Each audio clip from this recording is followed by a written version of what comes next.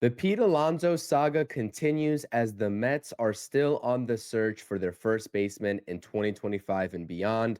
We're talking about it right here on the True Mets Talk podcast.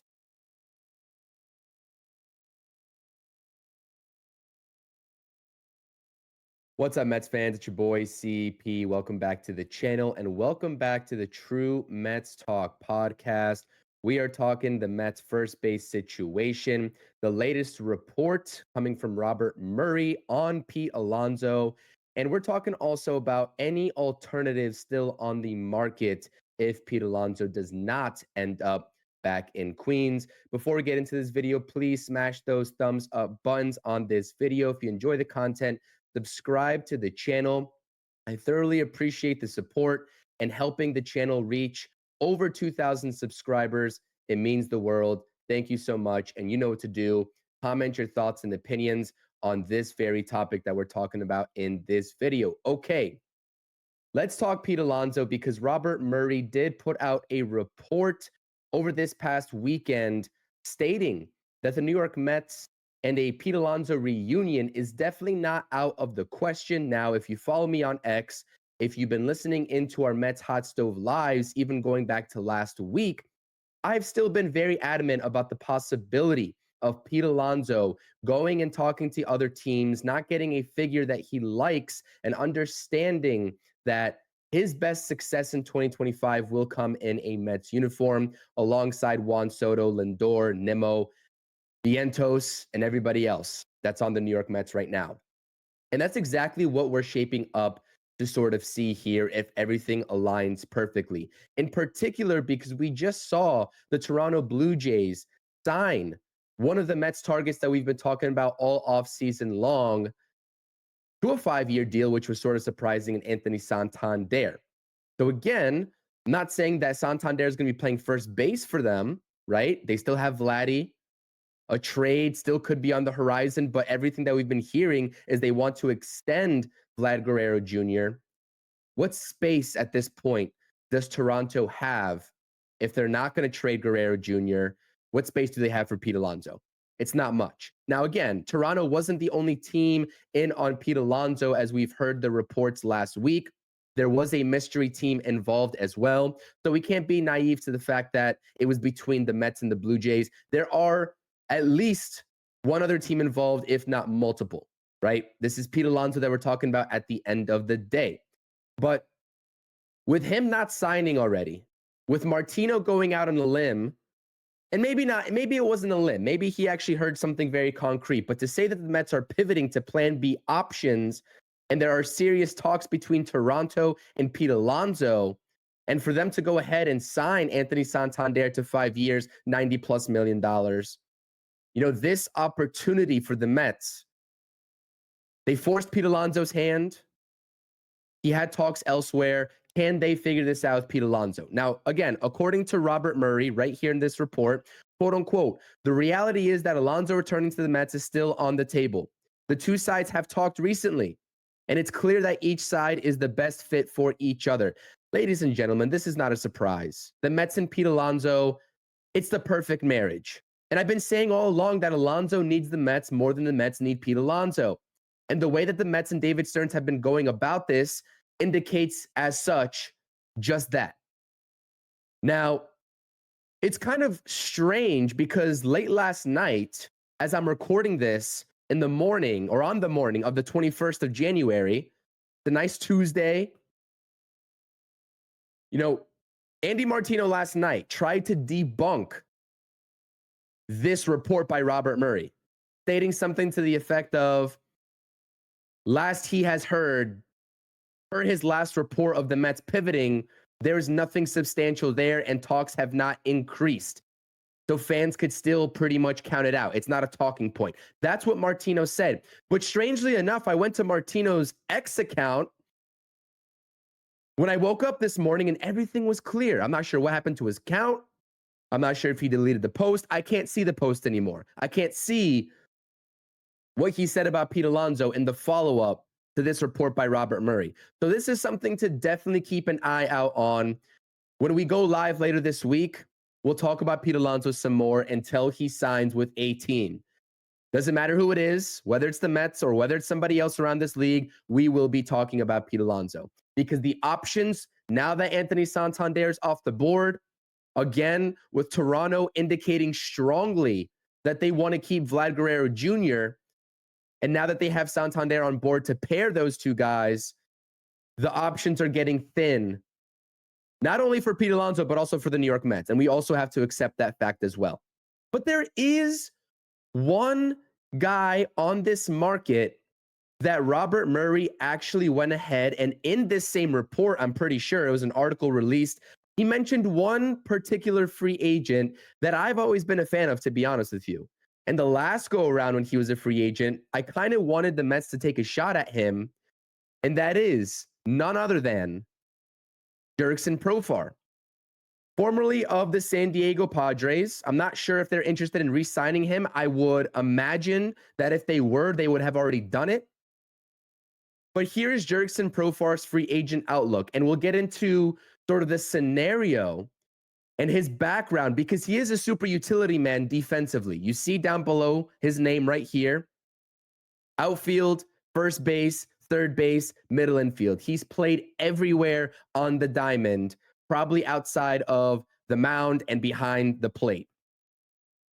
So again, Robert Murray in that same report stating that the Mets are still interested in Alonso and it's not off the table, also mentioned Profar as a potential option for the Mets and that they've reached out to Profar in some sort of capacity, or at least have expressed interest in some sort of capacity. But again, let's take a look at Jurickson Profar and break it down because I've mentioned him on the channel. He was actually the latest community tab poll. If you missed that poll, it was pretty even between if the Mets, did not get Pete Alonso, would Mets fans want to see Jurickson Profar in a Mets uniform? It was 50-50 with 200 plus votes in. And now I think it's almost at 300. I have to see what the actual differential there is in the answers. But 2023 numbers, in 2023, he started off as a Colorado Rocky. He signed a 1-year deal. After torching the New York Mets in the wild card series in the 2022 playoffs. And that's where it really opened my eyes. I was like, listen, this guy's a stud. The Mets have to go after him in free agency last offseason. He went to Colorado on a 1-year deal, somewhere around $8.5 million, and he absolutely stunk it up. He was really bad as a Colorado Rocky. The Rockies release him sometime in August, and he finds his way back in a Padres uniform where magically he just all of a sudden starts hitting again. Finishes the season with a 242 batting average, only 9 home runs, and a 321 on-base percentage. It says 774 OPS there. I have a hard time believing he finished the season with a 774 OPS. That's probably a typo, so I apologize about that for the 2023 season. But you take a look at his 2024 campaign in a Padres uniform, 156 games, 158, sorry. I'm still a little bit under the weather, so my eyes maybe aren't working correctly here. 280 batting average, though, in a Padres uniform with 24 plus home runs last season. A 380 on base percentage. Oh, and this is where I got the OPS mixed up here. So again, please don't pay attention to the OPS. He finished with an 839 OPS in 2024. I remember that off the top of my head. So again, please disregard the OPS. Those are typos. But he went from somewhere around the low 700s to maybe high 600s in an OPS in 2023 to over 800 in 2024. I mean, 2 different seasons. And I know that the one talking point about Jurickson Profar is that he does not succeed anywhere else besides a Padres uniform. I think he posted a pretty decent season and 1 season in Texas when he was a Texas Ranger. I know he was in Oakland Athletic for a little bit. He was in a Rockies uniform, clearly, but his best years have come in San Diego as a Padre. Look at the differentials in 2023 to 2024 with the offensive metrics. You can see the walk percentage went up. And he actually, even though 9.6 was his walk percentage and a very down year in 2023, that's still above league average. And he doesn't strike out a lot. He doesn't chase pitches, and he doesn't swing and miss a whole lot. And his strikeout rate actually went down by about 2.3%. from 2023 to 2024. And you see Fangraphs weighted runs created plus, WRC plus. I mean, that was night and day different. But let's take a look at how Jurickson Profar, and again, I want to caveat this and be very blunt. This is under the assumption that Pete Alonso does not come back. If the Mets are very strong in their holdout with Pete Alonso, this is where I could see Jurickson Profar coming into play, because I could make the argument that both of these bats could have been had, but I think that Jesse Winker re-signing changes a lot, because Jurickson Profar would have been, in the position of Jesse Winker had they not re-signed him to a one-year deal. So now that Jesse Winker's here, Starling Marte, we've been hearing some buzz about the Mets still trying to trade him, but it's looking pretty grim at this point with other teams wanting Starling Marte. So as long as Marte's on this roster, there's no room for Profar as an outfielder / DH. But again, as a first baseman, he does have first base experience. And this is where I wanted to sort of hone in on this podcast episode and kind of break it down and end it by saying, in 2021, that's the last season that he's played 20 plus games at first base in a Padres uniform. He posted 2 defensive runs saved in that year, which is pretty good for first baseman. In 2023, a lot less of a sample size at first base, but still a positive DRS, which is awesome. You take a look at his DRS in the outfield, not as good. He's definitely a better infielder than he is an outfielder. I'm very confident in that.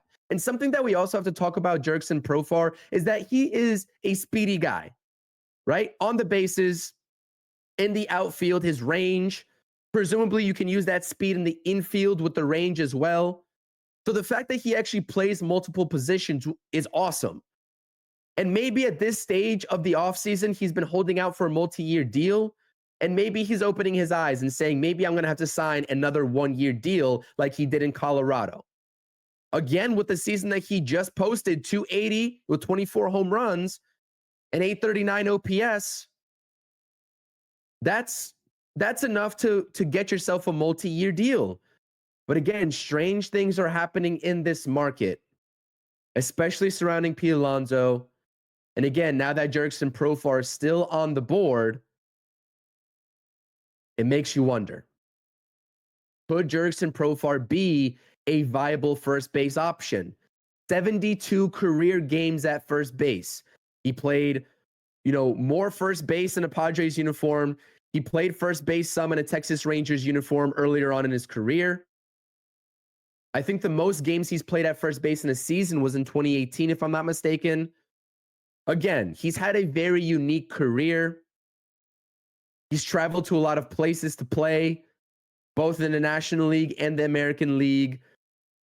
Him being a super utility guy and one of the only alternatives left at first base before you go down the trade route is a very interesting scenario to keep an eye out on. So that's Jurickson Profar in a nutshell. And to close this out, I would like to say that even though I love going down all the different possible scenarios for the New York Mets, whether it's free agency or whether it's via trade, I recently just talked about Nolan Arenado being an option, a backup option, and now we're talking about Profar as a backup option to Pete Alonso. It's very clear. And again, this is where I'm going to emphasize this point. The best thing for the New York Mets and for Pete Alonso at this point of this offseason, given the market, is a reunion with each other. Regardless of whatever type of deal it is, that is the best option. Especially if the Toronto Blue Jays are very adamant on re-signing Vlad Guerrero Jr. Maybe a deal gets done, maybe it doesn't. But holding out false hope that they trade him or that Vlad Guerrero Jr. hits the market and chooses the Mets next offseason is quite a risk. So if there is a 3-year deal with an opt-out after the first year, and they both, the Mets and Pete Alonso's camp, can agree on that, that's the best scenario at play to end this offseason for the New York Mets offensively. Mets fans, please let me know what you think. of this option. Let me know what you think of the contrasting reports from Robert Murray and Andy Martino. And let me know how you see this first base search playing out for the New York Mets. It's your boy CP. Until the next report, until the next video or stream on this channel, this has been the True Mets Talk podcast. I appreciate your time. Smash those like buttons, subscribe to the channel. You know what to do. Let's go, Mets. Peace out.